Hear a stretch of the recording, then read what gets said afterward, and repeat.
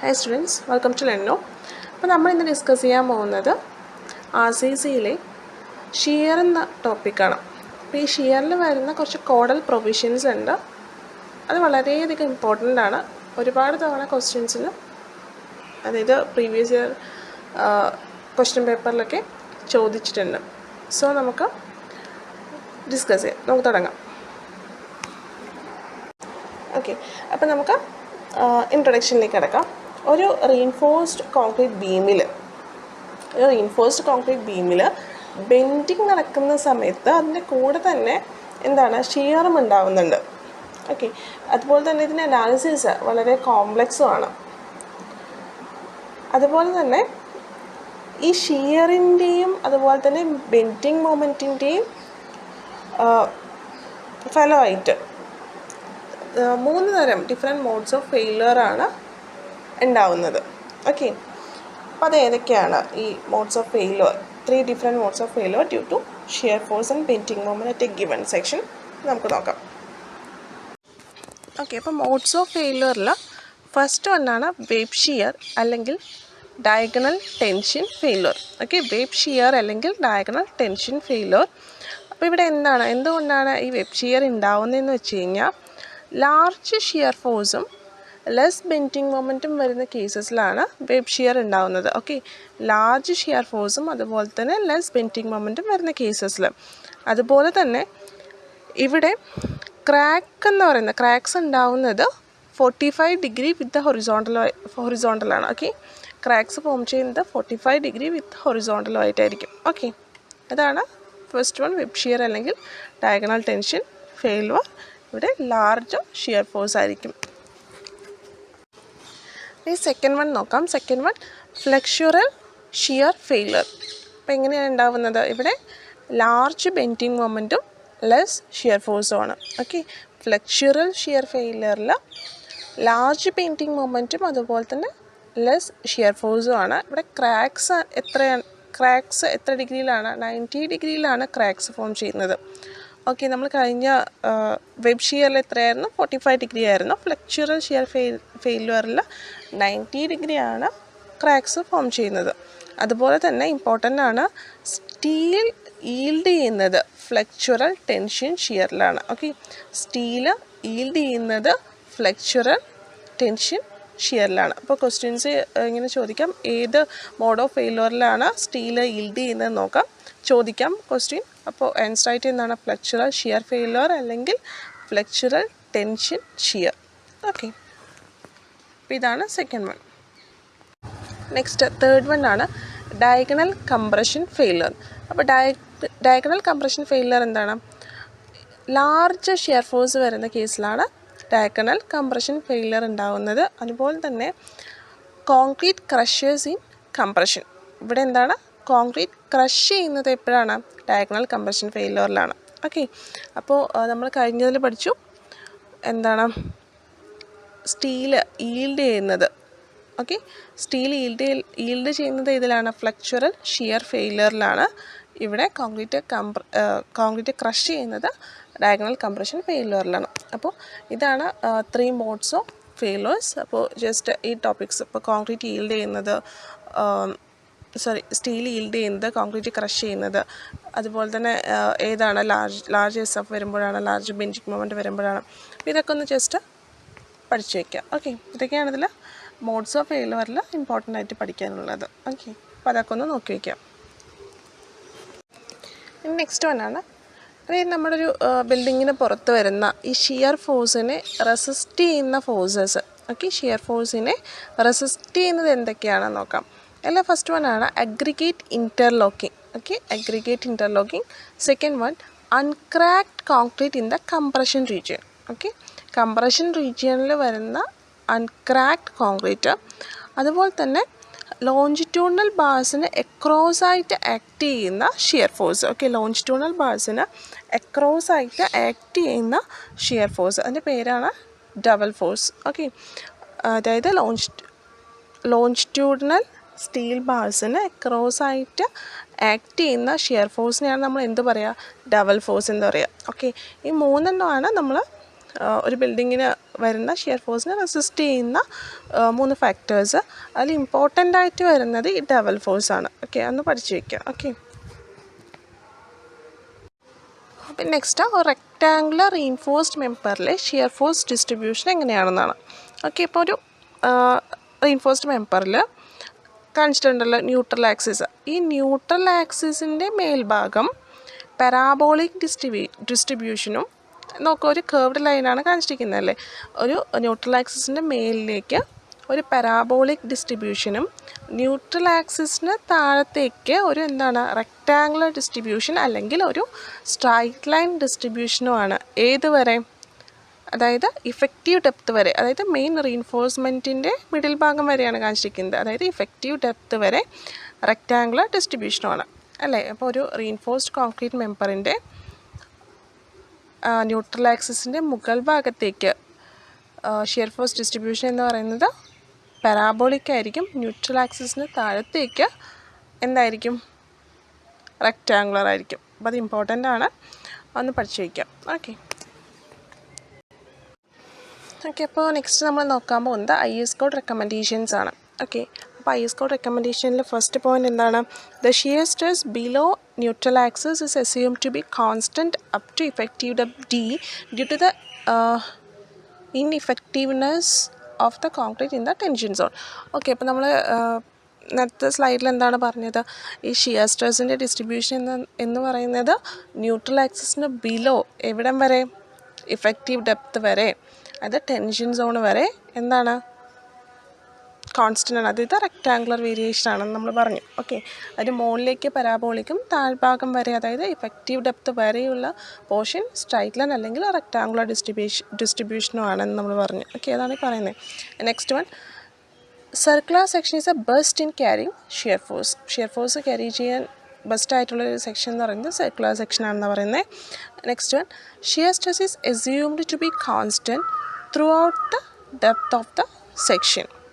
അതുപോലെ തന്നെ as per IS code the beam can B designed for maximum shear force or the maximum shear force at the critical section. അപ്പോൾ നമ്മൾ ഒരു beam design ചെയ്യുകയാണെങ്കിൽ നമ്മൾ എന്തിനൊക്കെ ഡിസൈൻ ചെയ്യണം? മാക്സിമം ഷിയർ ഫോഴ്സിന് ഡിസൈൻ ചെയ്യാം, അല്ലെങ്കിൽ maximum shear force at the critical section വരെ. ഓക്കെ, മാക്സിമം ഷിയർ ഫോഴ്സിന് ഡിസൈൻ ചെയ്യാം, അല്ലെങ്കിൽ maximum shear force at the critical section വരെ നമുക്ക് ഡിസൈൻ ചെയ്യാം. ഓക്കെ, അപ്പോൾ നമ്മൾ എന്താണ് ഷിയർ ഫോഴ്സ് നമ്മളെവിടെ, അതായത് ഷിയർ ഫോഴ്സ് ഡിസൈൻ ചെയ്യുന്ന സമയത്ത്, അതായത് ഒരു ബീം ഡിസൈൻ ചെയ്യുന്ന സമയത്ത് മാക്സിമം ഷിയർ ഫോഴ്സ് വരുന്ന കേസിലോ അല്ലെങ്കിൽ മാക്സിമം ഷിയർ ഫോഴ്സ് ചെയ്ത ക്രിട്ടിക്കൽ സെക്ഷനിലോ ആണ് നമ്മൾ പറഞ്ഞു. അപ്പോൾ ഈ ക്രിട്ടിക്കൽ സെക്ഷൻ എന്താണ്? ക്രിട്ടിക്കൽ സെക്ഷൻ എന്ന് പറഞ്ഞു കഴിഞ്ഞാൽ അതായത് സപ്പോർട്ടിൻ്റെ ഫേസിൽ നിന്നും കാണിച്ചിട്ടുണ്ട്, സപ്പോർട്ടിൻ്റെ ഫേസിൽ നിന്നും D ഡിസ്റ്റൻസ്, ഓക്കെ, D എന്ന് പറയുന്ന ഡിസ്റ്റൻസ് മാറി വരുന്ന ആ ഒരു സെക്ഷനാണ് നമ്മൾ എന്ത് പറയുക? ആ ഡോട്ടഡ് ലൈൻ കാണിച്ചിട്ടില്ലേ, അതിനാണ് നമ്മൾ എന്ത് പറയുക? ക്രിട്ടിക്കൽ സെക്ഷൻ എന്ന് പറയാം. ഓക്കെ, അപ്പോൾ നമ്മൾ ഡിസൈൻ ചെയ്യുന്ന സമയത്ത് മാക്സിമം, അതായത് ഓവറോൾ വരുന്ന മാക്സിമം ഷിയർ ഫോഴ്സിന് അല്ലെങ്കിൽ ഈ ക്രിട്ടിക്കൽ സെക്ഷനിൽ വരുന്ന മാക്സിമം ഷിയർ ഫോഴ്സിന് വേണ്ടിയാണ് നമ്മൾ ഒരു റെക്റ്റാങ്കുലർ ബീം അല്ലെങ്കിൽ ഒരു സെക്ഷൻ, ഒരു സ്ട്രക്ചർ ഡിസൈൻ ചെയ്യുന്നത്.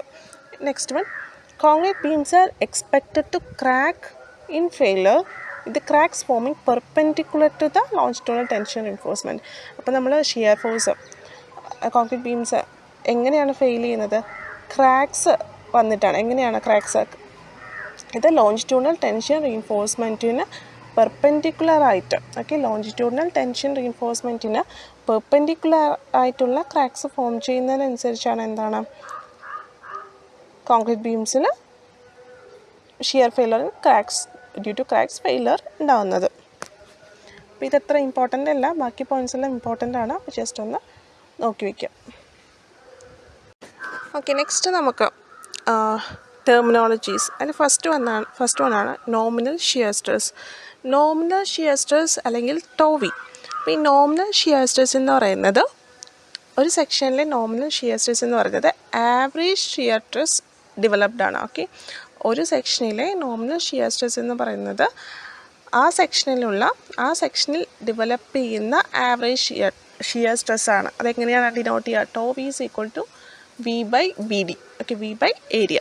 ഓക്കെ, നെക്സ്റ്റ് വൺ എന്ന് പറയുന്നത് design shear strength or R C അല്ലെങ്കിൽ tau c. Okay, design shear strength of R C or tau c. Okay, അപ്പോൾ അതിൽ പറയുന്നത് എന്താണെന്ന് വെച്ച് കഴിഞ്ഞാൽ, അതായത് ഒരു റീൻഫോഴ്സ്ഡ് കോൺക്രീറ്റ് സെക്ഷനിൽ, ഓക്കെ, അല്ലെങ്കിൽ ഒരു റീൻഫോഴ്സ്ഡ് കോൺക്രീറ്റ് ബീം എന്തിലായിക്കോട്ടെ, നമ്മളൊരു ഷിയർ സ്ട്രെങ്ത് അല്ലെങ്കിൽ ഷിയർ റീൻഫോഴ്സ്മെൻറ്റ് പ്രൊവൈഡ് ചെയ്യുന്നില്ലെങ്കിൽ പോലും അതിനൊരു ഷിയർ സ്ട്രെങ്ത് ഉണ്ട് എന്നാണ്. ഓക്കെ, അപ്പോൾ ഇന്നത്തെ സ്റ്റഡീസ് അല്ലെങ്കിൽ എക്സ്പെരിമെൻ്റൽ സ്റ്റഡീസ് പ്രൂവ് ചെയ്യുന്ന എന്താണ്, അത് റീൻഫോഴ്സ്ഡ് കോൺക്രീറ്റ് സെക്ഷനിൽ നമ്മളൊരു ഷിയർ റീൻഫോഴ്സ്മെൻറ്റ് കൊടുത്തിട്ടില്ലെങ്കിലും അതിനൊരു ഷിയർ സ്ട്രെങ്ത് ഉണ്ടെന്നാണ് കണ്ടുപിടിച്ചിട്ടുള്ളത്. നെക്സ്റ്റ് ഇമ്പോർട്ടൻ്റ് ആണ്. അപ്പോൾ ഈ ഷിയർ സ്ട്രെങ്ത് എന്ന് പറയുന്നത് എന്തിനൊക്കെ ഡിപ്പെൻഡ് ചെയ്യുന്നു? ഗ്രേഡ് ഓഫ് കോൺക്രീറ്റും അതുപോലെ തന്നെ പെർസെൻറ്റേജ് ഓഫ് ടെൻഷൻ സ്റ്റീലും. ഓക്കെ, ഈ ഷിയർ സ്ട്രെങ്ത് പറയുന്നത് ഡിപ്പെൻഡ് ചെയ്യുന്ന എന്തിനൊക്കെയാണ്? കോൺക്രീറ്റിൻ്റെ ഗ്രേഡിനെയും അതുപോലെ തന്നെ ടെൻഷൻ സ്റ്റീലിൻ്റെ പെർസെൻറ്റേജിനെയും. ഓക്കെ, അപ്പോൾ രണ്ടെണ്ണമാണ് നമ്മൾ പഠിച്ചത്, നോമിനൽ ഷിയർ സ്ട്രെസ് ടോവിയും ഡിസൈൻ ഷിയർ സ്ട്രെങ്ത് ടോസിയും. ഓക്കെ, അപ്പോൾ ഈ ഷിയർ സ്ട്രെങ്ത് എന്ന് പറയുന്നത് കോൺക്രീറ്റ് ഗ്രേഡിനെയും അതുപോലെ തന്നെ പെർസെൻറ്റേജും സ്റ്റീലിനെയുമാണ് ഡിപ്പെൻഡ് ചെയ്തിരിക്കുന്നത്. ഓക്കെ, ഇമ്പോർട്ടൻ്റ് ആണ്, ജസ്റ്റ് ഒന്ന് പഠിച്ചു വയ്ക്കാം. ഓക്കെ, അപ്പോൾ ഇതാണ് ടേബിൾ 19 ഓഫ് IAS 456. അപ്പോൾ ഇവിടെ എന്താണ് ടോസി നമ്മൾ പഠിച്ചു, അത് എങ്ങനെയാണ് കണ്ടുപിടിക്കുക? ഗ്രേഡ് ഓഫ് കോൺക്രീറ്റും അതുപോലെ തന്നെ എന്താണ് പെർസെൻറ്റേജ് ഓഫ് സ്റ്റീലും അല്ലേ. അപ്പോൾ ഈ ഗ്രേഡ് ഓഫ് കോൺക്രീറ്റും പെർസെൻറ്റേജ് ഓഫ് സ്റ്റീലും തമ്മിൽ ഇൻ്റർപോളേറ്റ് ചെയ്ത് കിട്ടുന്ന വാല്യൂ വെച്ചിട്ടാണ് നമ്മൾ എന്താ കണ്ടുപിടിക്കുക? ടോസിയുടെ വാല്യൂ കണ്ടുപിടിക്കുക. ഓക്കെ, ഇപ്പോൾ ടേബിൾ നമ്മൾ കാണാതെ പഠിക്കേണ്ട, പക്ഷേ എന്തിനെയൊക്കെ ഡിപ്പെൻഡ് ചെയ്യുന്നു എന്നുള്ളത് നമ്മൾ കാണാതെ പഠിക്കണം. ഏതൊക്കെയാണ്? ഗ്രേഡ് ഓഫ് കോൺക്രീറ്റും അതുപോലെ തന്നെ പെർസെൻറ്റേജ് ഓഫ് സ്റ്റീലും. അപ്പോൾ ഈ രണ്ട് വാല്യൂസ് നമ്മൾ ഇൻ്റർപോളേറ്റ് ചെയ്ത് നമുക്ക് കിട്ടുന്ന വാല്യൂ ആണ് നമ്മൾ എന്ത് ചെയ്യുക? നമ്മൾ ടോസി കണ്ടുപിടിക്കാൻ വേണ്ടി യൂസ് ചെയ്യുക, ടോസി എടുക്കുക. ഓക്കെ, അപ്പം next maximum shear stress ടോസി max. അപ്പോൾ നമ്മൾ കഴിഞ്ഞ സ്ലൈഡിൽ എന്താണ് പഠിച്ചത്? ടോസി. അപ്പോൾ ഈ ടോസി എന്തിനൊക്കെ ഡിപ്പെൻഡ് ചെയ്യും? അത് ഗ്രേഡ് ഓഫ് കോൺക്രീറ്റിനെയും അതുപോലെ തന്നെ പെർസെൻറ്റേജ് ഓഫ് സ്റ്റീലിനെയും ഡിപ്പെൻഡ് ചെയ്യും. പക്ഷേ ഈ മാക്സിമം ഷിയർ സ്ട്രെസ് അല്ലെങ്കിൽ ടോസി മാക്സ് എന്ന് പറയുന്നത് ഡിപ്പെൻഡ് ചെയ്ത് ഇതിനെ മാത്രമാണ്? ഡിഫറെൻറ്റ് ഗ്രേഡ്സ് ഓഫ് കോൺക്രീറ്റിൻ്റെ മാത്രമാണ്. ഓക്കെ, അപ്പോൾ അത് നോക്കുക. ഇവിടെ ടേബിൾ, അവിടെ നമ്മൾ എന്താണ് ടേബിൾ 19 ആണ്. ഇവിടെ നമ്മൾ IAS 456 ടേബിൾ 20 ആണ് മാക്സിമം ഷിയർ സ്ട്രെസ്സിന് വേണ്ടി നമ്മൾ റെഫർ ചെയ്യുന്നത്. ഓക്കെ, അപ്പോൾ മാക്സിമം ഷിയർ സ്ട്രെസ് അല്ലെങ്കിൽ ടോസി മാക്സ് ഡിപ്പെൻഡ് ചെയ്യുന്ന എന്തിനെയാണ്? ഡിഫറെൻറ്റ് ഗ്രേഡ്സ് ഓഫ് കോൺക്രീറ്റിന് മാത്രമാണ്. ഓക്കെ, മാറിപ്പോവരുത്. ടോസി ഡിപ്പെൻഡ് ചെയ്യുന്നത് ഗ്രേഡ്സ് ഓഫ് കോൺക്രീറ്റിനെയും അതുപോലെ തന്നെ പെർസെൻറ്റേജ് ഓഫ് സ്റ്റീലിനെയുമാണ്. പക്ഷേ ടോസി മാക്സ് ഡിപ്പെൻഡ് ചെയ്യുന്നത് എന്തിനെയാണ്? ഡിഫറെൻറ്റ് ഗ്രേഡ്സ് ഓഫ് കോൺക്രീറ്റിന് മാത്രമാണ്. ഓക്കെ, മാറിപ്പോവരുത്, പഠിച്ചു വയ്ക്കാം.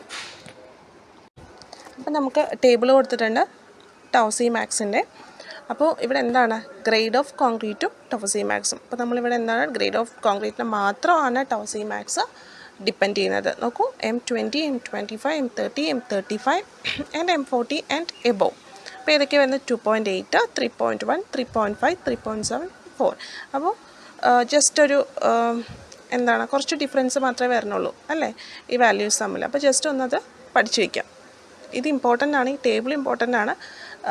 എക്സാംസിനൊക്കെ ചോദിക്കാറുണ്ട്, SSCക്കും അതുപോലെ തന്നെ PSCക്കൊക്കെ നമുക്ക് ഇമ്പോർട്ടൻ്റ് ആയിരുന്നു. നമുക്ക് പഠിക്കാൻ പറ്റുന്നൊരു ടേബിൾ കൂടിയാണ്, ഈസി ആയിട്ട് പഠിക്കാൻ പറ്റുന്ന ടേബിളാണ്. അതുകൊണ്ട് ഈ ടേബിൾ കൂടി നിങ്ങൾ വൃത്തിയായിട്ട് പഠിച്ചു വയ്ക്കാം. അപ്പോൾ ഇവിടെ പഠിക്കാനുള്ള എന്താണ്? ടോസി ഡിപ്പെൻഡ് ചെയ്യുന്നത് ഗ്രേഡ് ഓഫ് കോൺക്രീറ്റിനും അതുപോലെ തന്നെ ഏരിയ ഓഫ് സ്റ്റീലിനുമാണ്. പക്ഷേ ടോസി ഡിപ്പെൻഡ് ചെയ്യുന്ന എന്തിനാണ്? ഗ്രേഡ് ഓഫ് കോൺക്രീറ്റിനെയാണ്. പിന്നെ നമുക്കിവിടെ പഠിക്കാനുള്ള എന്താണ്? ഈ ഒരു ടേബിളാണ്, ടോസി മാക്സിൻ്റെ ടേബിളാണ്. ഓക്കെ, അപ്പോൾ നമ്മൾ ടോവി പഠിഞ്ഞു അല്ലേ? എന്താണ്? ആവറേജ് ഷിയർ സ്ട്രെസ് ആണ്. അപ്പോൾ ഈ ടോവി ഗ്രേറ്റർ ദാൻ ഈ ടോസി മാക്സ് ആണെങ്കിൽ എന്താണ്? നമ്മൾ ബീം റിവൈസ് ചെയ്യണം അല്ലേ? ഒരിക്കൽ കൂടി റിവൈസ് ചെയ്ത് ഡിസൈൻ ചെയ്യണം. ഇനി tau v less than tau c max ആണെങ്കിലോ അതെന്താണ്? ഓക്കെയാണ്. ഓക്കെ, ഡിസൈൻ ഓക്കെയാണ്. ഓക്കെ, ഓക്കെ, നെക്സ്റ്റ് വൺ നോക്കാം. Minimum shear reinforcement. അപ്പോൾ നമ്മൾ മിനിമം ഷിയർ ഇൻഫോഴ്സ്മെൻറ്റ് എപ്പോഴാണ് കൊടുക്കുക?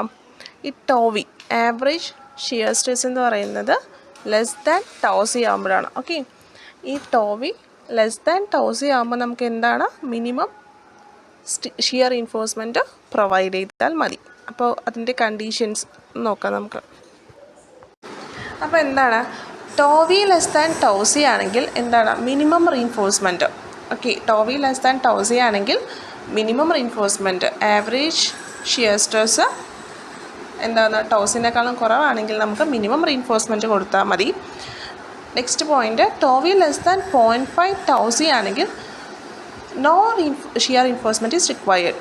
Okay, no shear reinforcement is required. Then minimum shear reinforcement in forms of stirrups shall be provided in such that stirrups in the case എങ്ങനെയാണ് ASV by BSV greater than or equal to 0.4 by 0.87 FI ആണ്.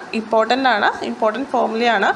Minimum shear reinforcement in forms of stirrups shall be provided such that ASB by BSB greater than or equal to 0.4 by 0.87 FI ആണ്. Okay, next നമുക്ക് spacing.